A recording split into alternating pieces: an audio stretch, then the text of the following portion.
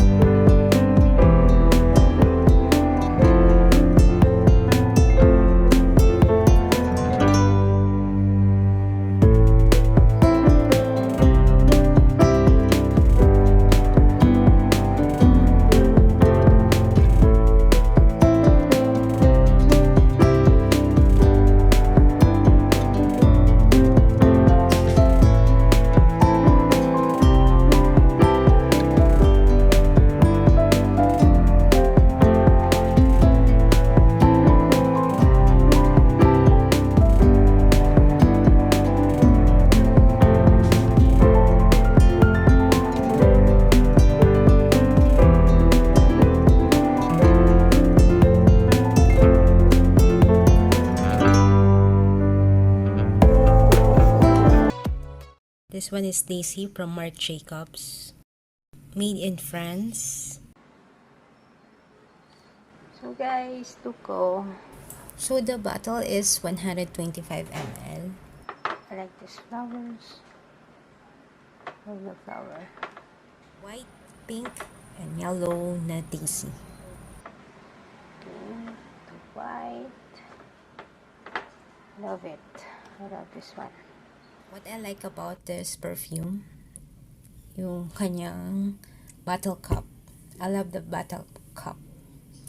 Yung floral design. So, ang ganda-ganda niya, guys. And, ang bango din niya. Ito yung perfume na naamoy ko sa mall. Flower scent. Parang fresh na fresh ka. Parang girl na girl. And then, one time, pumunta rin ako sa isang store. Sa perfume na store. And then, ganun pa rin. Gusto ko pa rin yung amoy niya. So, I decided to buy the perfume. Medyo pricey nga lang siya. Parang trademark na yun eh. So, I decided na I have only one perfume. Para kapag naamoy, siya yun. Yun yung amoy niya. Ganun. May nabasa kasi ako before na if you really want to be noticed or yung maalala ka, one perfume lang. I remember, yung mag-boyfriend-girlfriend pa lang kami ng husband ko. Isa lang talaga yung scent na naamoy ko sa kanya. Isang pabango lang. So, every time naamoy ko yun, siya yung naalala ko. So, tama nga yung nabasa ko na maalala mo nga yung tao sa perfume. Guys, ito yung dati kong ginagamit na perfume. Clinique Happy Heart. So, matagal ko na siyang pabango. And then, the rest, ginagamit ko, pero hindi madalas. So, stick to one. Ganun ba? This bottle is 100 ml. And na-discover ko itong perfume na to from Clinique kasi before yun ang gamit kong makeup. So guys, ito namang isa is recently kong ginagamit. Salvatore Ferragamo. So ang scent niya is parang perfect for daytime use. May aroma siya ng rose and jasmine. So maganda din yung bottle niya. So guys, ngayon, i-check natin yung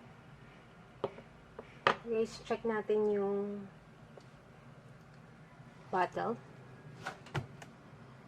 May napanood kasi ako before kung paano mamalaman kung fake yung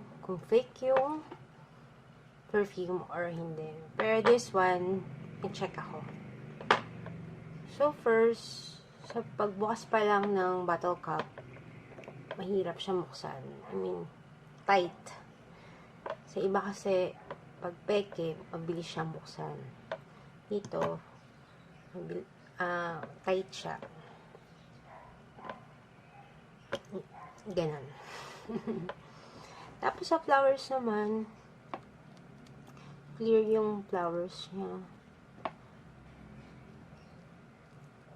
Maayos, smooth. And dito sa part na to, walang line.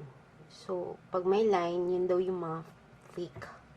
Pero this one, dire-diretso lang siya. Clear.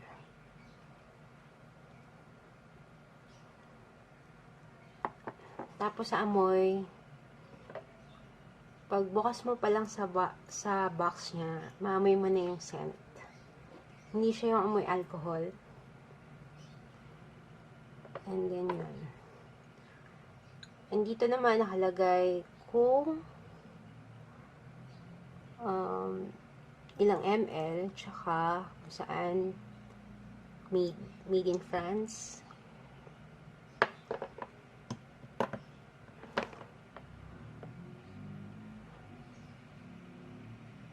Tapos, dito naman sa box niya, sa box nakalagay yung details niya, mga ingredients. And this one, may expiry siya, guys.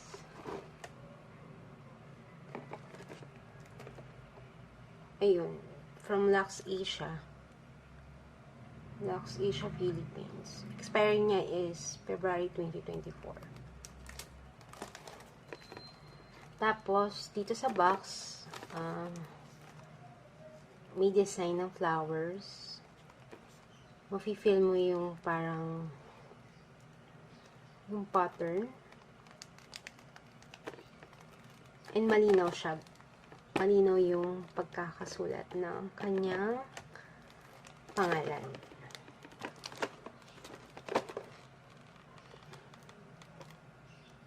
Ayun.